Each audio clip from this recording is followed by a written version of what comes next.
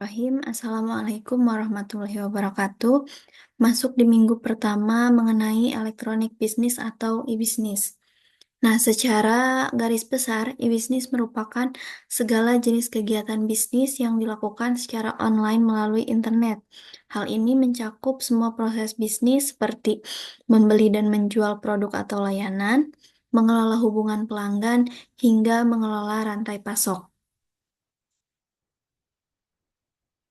Nah, e-bisnis itu sendiri terbagi menjadi tiga, yaitu teknologi informasi, kemudian peran dari teknologi informasi, dan arsitektur teknologi informasi. Nah, yang pertama ada teknologi informasi, di mana dalam teknologi informasi ini mengumpulkan data, memproses atau memanipulasi, kemudian mengirimkan informasi. Nah, teknologi informasi dalam e-bisnis berperan mengumpulkan data dari pelanggan, pemasok atau pasar, kemudian memproses atau memanipulasi data sehingga teknologi informasi ini memungkinkan data diolah menjadi informasi yang berguna, seperti analisis tren atau perilaku konsumen yang kemudian digunakan untuk mengambil sebuah keputusan bisnis. Kemudian yang ketiga ada mengirimkan informasi. Mengirimkan informasi di sini secara real time antara pelaku bisnis dengan pelanggan maupun dengan mitra. Kemudian yang kedua ada peran TI. Yang pertama ada tool atau alat. TI ini merupakan alat yang digunakan dalam e-bisnis untuk menjalankan berbagai aplikasi dan sistem seperti platform e-commerce, CRM atau Customer Relationship Management atau ERP, Enterprise Resource Planning.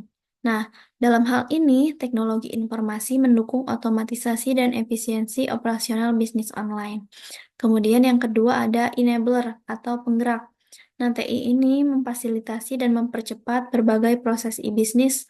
Nah, mungkin tanpa teknologi informasi, bisnis tidak akan bisa berjalan dalam lingkungan digital. Tentunya ya, bisnis tidak akan berjalan kalau misalkan tidak memanfaatkan si TI ini, karena bisnis yang kita bahas di sini adalah bisnis digital. Kemudian yang ketiga ada transformer atau pengubah. Nah, TI di sini mengubah cara bisnis beroperasi dari model tradisional menuju model digital. Hal ini memungkinkan e-bisnis untuk lebih fleksibel, cepat, dan efisien dalam merespon permintaan pasar yang sering berubah. Kemudian yang ketiga ada arsitektur dari teknologi informasi. Ada tiga juga, ada people, proses, dan teknologi. People itu berarti orangnya. Dalam konteks e-bisnis, orang yang terlibat itu bisa jadi seperti karyawan, pelanggan, mitra bisnis. Nah, dalam hal ini memanfaatkan TI untuk berinteraksi, membeli, menjual, dan juga berkomunikasi. Kemudian yang kedua ada proses. Proses di sini adalah proses dalam e-bisnis, misalnya pemesanan online, pembayaran, atau pengiriman produk. Nah, dari aktivitas ini sangat bergantung pada integrasi teknologi informasi untuk berjalan secara lancar dan efisien. Kemudian ada teknologi. Teknologi tentunya seperti server, perangkat lunak e-commerce, jaringan internet, dan perangkat komunikasi merupakan infrastruktur utama yang membuat e-bisnis berfungsi dengan baik. Nah, tanpa teknologi ini, operasi e-bisnis tidak akan mungkin berjalan. Jadi, secara keseluruhan, TI ini mendukung infrastruktur dan operasional e-bisnis, membantu perusahaan untuk mengoptimalkan operasionalnya, meningkatkan layanan kepada pelanggan, mempercepat pengambilan keputusan, dan memungkinkan inovasi digital yang mengubah model bisnis tradisional tadi menjadi lebih efisien dan kompetitif. Kemudian di sini ada ekonomi digital. Nah, tentunya e-bisnis berkaitan dengan ekonomi digital, di mana ekonomi digital ini adalah jenis ekonomi yang didasarkan pada penggunaan teknologi digital seperti internet, perangkat lunak, dan jaringan digital untuk menjalankan dan mendukung aktivitas ekonomi. Hmm, Nah, e-bisnis, penggunaan teknologi elektronik pada transaksi bisnis. Kemudian kolaborasi, adanya interaksi, komunikasi, dan kolaborasi informasi antara manusia dan juga organisasi. Kemudian dalam ekonomi digital itu ada juga terjadinya pertukaran informasi, yaitu penyimpanan, pemrosesan, dan pengiriman informasi. Nah, di sini ada dua jenis nih, ada e-commerce, ada e-bisnis. Kalau e-commerce merupakan suatu aplikasi dan proses bisnis yang menghubungkan perusahaan, konsumen, dan komunitas tertentu melalui transaksi elektronik dan perdagangan barang, pelayanan, dan informasi yang dilakukan secara elektronik. Sedangkan e-bisnis merupakan kegiatan berbisnis di internet yang tidak saja meliputi pembelian, penjualan, dan jasa, tapi juga meliputi pelayanan pelanggan dan kerjasama dengan rekan bisnis, baik itu individu maupun instansi. Nah, jadi perbedaannya itu e-commerce itu lebih fokus pada transaksi elektronik, sedangkan e-bisnis ini mencakup hal yang lebih luas, karena tidak hanya transaksi jual beli, tetapi juga mencakup pelayanan pelanggan. Di sini kerjasama dengan mitra bisnis dan aspek-aspek operasional lainnya yang dilakukan secara online ya. Eh, Singkatnya, e-commerce merupakan bagian dari e-bisnis, namun e-bisnis mencakup lebih banyak aspek selain transaksi penjualan. Nah, pengenalan e-bisnis. Menurut Romney atau Steinberg, e-bisnis mengacu pada semua penggunaan kemajuan teknologi informasi, khususnya teknologi jaringan dan komunikasi untuk memperbaiki cara-cara sebuah organisasi dalam melakukan seluruh proses-proses bisnis. Kemudian di sini ada interaksi eksternal organisasi dalam e-bisnis. Ada beberapa ya, ada supplier, customer, investor, kreditor, the government, sama media. Nah, yang pertama, supplier. Supplier ini merupakan pemasok atau penyedia bahan baku, produk atau layanan yang dibutuhkan oleh si perusahaan. Kemudian ada customer. Customer ini berarti pelanggan atau konsumen yang membeli produk atau layanan dari sebuah perusahaan. Kemudian ada investor. Berarti kalau investor merupakan pemberi modal kepada perusahaan untuk mendukung jalannya sebuah operasional. Kemudian ada kreditor atau kreditur, merupakan pihak yang memberikan pinjaman atau kredit kepada perusahaan untuk membantu pendanaan baik jangka pendek maupun jangka panjang. Kemudian ada the government. The government ini merupakan pemerintahan, di mana pemerintahan itu berfungsi sebagai regulator yang menetapkan aturan dan kebijakan bisnis, termasuk pajak, izin, dan standar operasional. Kemudian ada media. Kalau media ini berarti berperan menyebarkan informasi tentang perusahaan kepada publik, termasuk pelanggan dan investor, agar baik pelanggan, investor itu bisa mengenal lebih luas. Nah, di sini ada dampak positif dan negatif dari e-commerce dan e-bisnis. Yang pertama ada positifnya dulu. Revenue stream atau aliran pendapatan yang mungkin lebih menjanjikan dan tidak bisa ditemui di sistem transaksi tradisional. Kemudian dapat meningkatkan market exposure atau pangsa pasar. Kemudian menurunkan biaya operasional atau operating cost.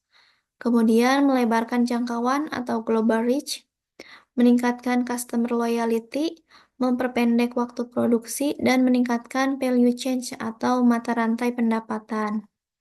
Nah, selain dampak positifnya, ada juga negatifnya. Yang pertama, memungkinkan pencurian informasi rahasia yang berharga. Gangguan yang timbul bisa menyingkap semua informasi rahasia tersebut kepada pihak-pihak yang tidak berhak dan dapat mengakibatkan kerugian yang besar bagi si korbannya. Kemudian ada kehilangan kesempatan bisnis karena gangguan pelayanan. Kesalahan ini bersifat kesalahan non-teknis seperti aliran listrik yang tiba-tiba padam atau jaringan yang tidak berfungsi. Otomatis, jika kesalahan non-teknis ini terjadi, maka aktivitas bisnis itu bisa berhenti. Kemudian, kehilangan kepercayaan dari para konsumen. Ini karena berbagai macam faktor seperti usaha yang dilakukan dengan sengaja oleh pihak lain yang berusaha menjatuhkan reputasi dari perusahaan tersebut. Kemudian penggunaan akses ke sumber oleh pihak yang tidak berhak, misalnya pembobolan sebuah sistem perbankan oleh hacker. Kemudian memindahkan sejumlah rekening orang lain ke rekeningnya sendiri atau ke rekeningnya si hacker. Kemudian kerugian yang tidak terduga disebabkan oleh gangguan yang dilakukan dengan sengaja, ketidakjujuran, praktik bisnis yang tidak benar, dan kesalahan faktor manusia atau kesalahan sistem elektronik. E-business application, IRP. Enterprise Resource Planning yang pertama. Nah, IRP ini merupakan is the backbone of a business, yaitu merupakan tulang punggung dari sebuah e-business. Dengan kata lain, IRP merupakan sistem operasi bisnis yang setara dengan sistem operasi Windows untuk operasi back office. Kemudian, aplikasi kedua ada CRM, Customer Relationship Management, merupakan kustomisasi dan personalisasi produk dan layanan secara real time berdasarkan kebiasaan beli, keinginan, dan kebutuhan konsumen. Kemudian yang ketiga ada aplikasi SCM, Supply Chain Management, merupakan sinkronisasi dan koordinasi aktivitas-aktivitas yang berkaitan dengan aliran material atau produk, baik yang ada dalam satu organisasi maupun antar organisasi. Nah, ini merupakan detail dari apa itu ERP atau Enterprise Resource Planning. Nah, ERP itu sendiri merupakan sistem informasi untuk perusahaan manufaktur. Kemudian, aplikasi ini berperan mengintegrasikan dan mengotomatisasi proses bisnis dan merupakan back office system. Konsumen dan publik tidak dilibatkan. Juga merupakan client server software, baik desktop maupun berbasis web. Dan dia juga memiliki kemampuan untuk mengolah sebagian besar transaksi dan data dapat diakses secara real time. Kemudian yang kedua ada aplikasi CRM, Customer Relationship Management, merupakan penggambaran hubungan sistem dengan konsumennya, usaha perusahaan dalam menjaga hubungan dengan konsumennya, strategi bisnis perusahaan, dan merupakan sebuah tool untuk mengerti konsumennya. Yang ketiga ada Supply Chain Management. Nah, merupakan pengelolaan yang efektif antar integrasi yang terlibat di dalam kegiatan pemasokan. Kemudian perencanaan dan pengendalian yang baik atas kegiatan pengadaan. Kemudian efisiensi aliran pasokan hingga ke titik konsumsi terakhir. Kemudian perancangan dan kontrol arus material dan informasi sepanjang rantai pasokan. Dan bertujuan untuk mendapatkan kepuasan konsumen sekarang dan di masa yang akan datang. Nah, di sini ada sebuah perbedaan. Di sini e-commerce, di sini e-business. Bisa dilihat e-commerce itu merupakan bagian dari e-business. Kalau e-commerce di sini fokus pada aktivitas pemasaran, marketing, penjualan, kemudian pembelian produk serta layanan di internet atau melalui internet.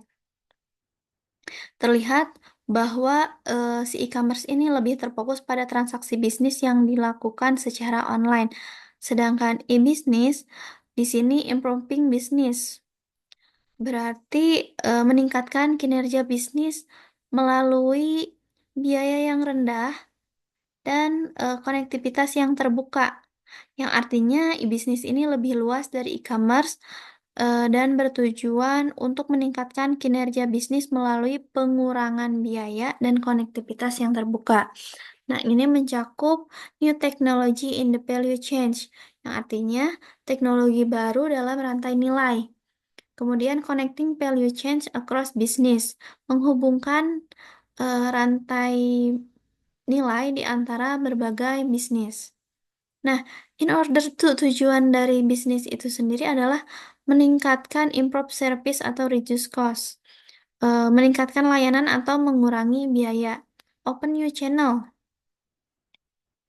Berarti membuka saluran baru, kemudian transform competitive landscape, mengubah landscape kompetitif.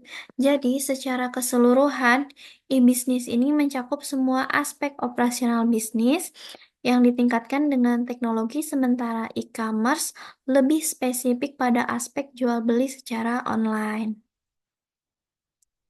Kemudian di sini ada perbedaan e-bisnis dan juga bisnis. Nah, di sebelah kiri ini merupakan pendekatan secara tradisional. Diagram piramida menggambarkan proses pengembangan bisnis secara bertahap, step by step, mulai dari understanding bisnis. Berarti understanding bisnis ini memahami bisnis. Langkah pertamanya itu di sini understanding bisnis merupakan memahami inti dari bisnis yang dijalankan. Kemudian opportunity analysis atau analisis peluang. Setelah memahami bisnis, dilakukan analisis peluang. Kemudian implementation planning atau perencanaan implementasi, di mana tahap ini merupakan tahap lanjutan dari yang sebelumnya. Kemudian implement atau implementasi. Setelah perencanaan selesai, bisnis itu diimplementasikan tentunya. Kemudian ada reaccess atau evaluasi ulang. Setelah implementasi, dilakukan evaluasi ulang. Nah, di sini ada juga nih ciri-ciri pendekatan tradisional, di mana definition are clear, definisi yang jelas dan terstruktur. No change in the business and technology environment. Tidak ada perubahan signifikan dalam lingkungan bisnis dan teknologi. High time pressure, tekanan waktu yang tinggi. Kemudian continuous learning, pembelajaran yang terus-menerus. Nah, di sini yang pendekatan e-bisnis di sebelah kanan, prosesnya sama, dimulai dari understanding sampai dengan reaccess. Namun, di sini ada karakteristiknya atau ciri-cirinya yang sedikit berbeda, di mana definition of the future are fuzzy, definisi masa depan yang tidak jelas atau fuzzy. Kemudian, permanent and unpredictable change in the business and technology environment. Di sini terjadi perubahan yang permanen dan tidak dapat diprediksi dalam lingkungan bisnis dan teknologi. Kemudian time to market and speed are major competitive factor. Kecepatan dan waktu untuk masuk pasar menjadi faktor persaingan yang sangat penting. Kemudian continuous learning sama, akan tetapi di sini ditambahkan fast adaptation is required. Pembelajarannya berkelanjutan, namun adaptasi cepat, adaptasi yang cepat itu sangat diperlukan karena tentunya kalau menggunakan atau mengadaptasi teknologi kita harus melek teknologi karena meleng dikit teknologi itu udah berkembang secara pesat. Jadi butuh yang namanya fast adaptation atau adaptasi yang cepat. Jadi kesimpulannya e-bisnis ini bukanlah proyek yang selesai dalam satu langkah, tetapi merupakan perjalanan yang memerlukan visi dan pendekatan yang lebih fleksibel serta non-linear dibandingkan bisnis tradisional yang cenderung lebih kaku dan terstruktur. Kemudian ada cakupan e-bisnis. Cakupan atau spektrum e-bisnis dapat sangat luas wilayahnya, tergantung dari masing-masing sudut pandang orang yang melihat definisi dari kata bisnis itu sendiri. Untuk dapat menangkap dimensi ruang lingkup pengertian dari e-bisnis, cara yang sering digunakan adalah dengan menggunakan prinsip 4W, yaitu what, who, where, and why. Nah, yang pertama ada prinsip what, di mana e-bisnis memiliki cakupan jauh lebih luas, tidak hanya pada aktivitas atau mekanisme transaksi yang dilakukan secara online atau digital, namun termasuk di dalamnya aktivitas relasi antara dua entiti perusahaan, interaksi antara perusahaan dengan konsumennya, kolaborasi antara perusahaan dengan para mitra bisnisnya, pertukaran informasi antara perusahaan dengan para pesaing usaha, dan lain sebagainya. Kemudian ada prinsip who. Semua pihak atau entiti yang melakukan interaksi dalam sebuah sistem bisnis atau serangkaian proses bisnis merupakan pihak yang berkepentingan dalam ruang lingkup e-bisnis. Nah, 7 klasifikasi entity yang sering dipergunakan dalam mengilustrasikan e-bisnis, diantaranya ada ini: agent, business, consumer, device, employee, family, and government. Ini adalah aktor-aktor yang saling berinteraksi satu dengan lainnya dalam sebuah proses bisnis. Kemudian ada prinsip where.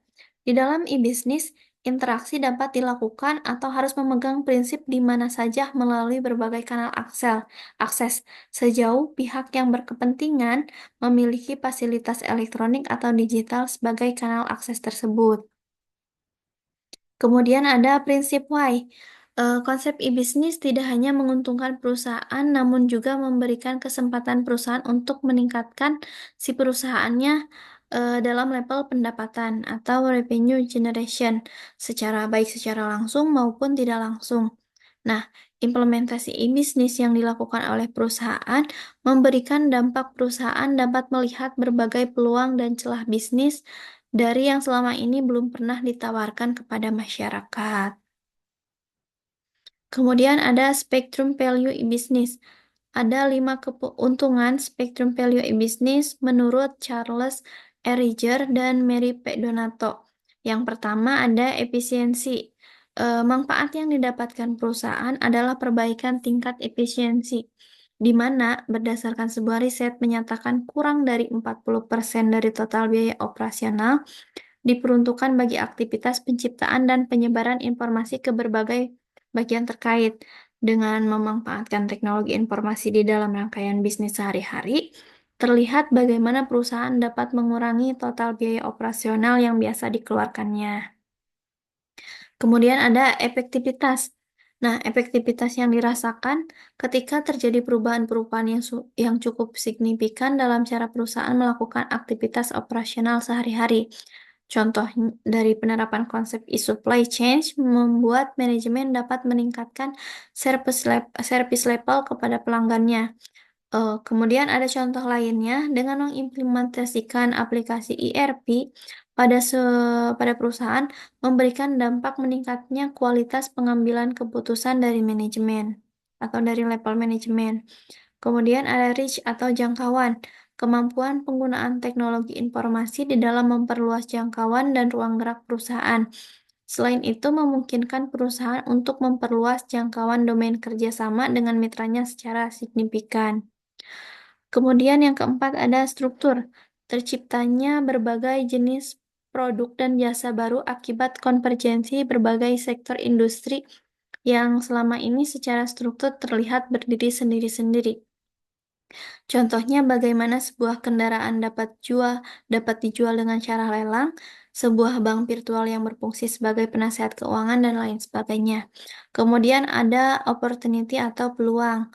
Terbukanya kesempatan yang lebar bagi pelaku bisnis untuk berinovasi, menciptakan produk maupun jasa akibat berkembangnya teknologi informasi dari waktu ke waktu.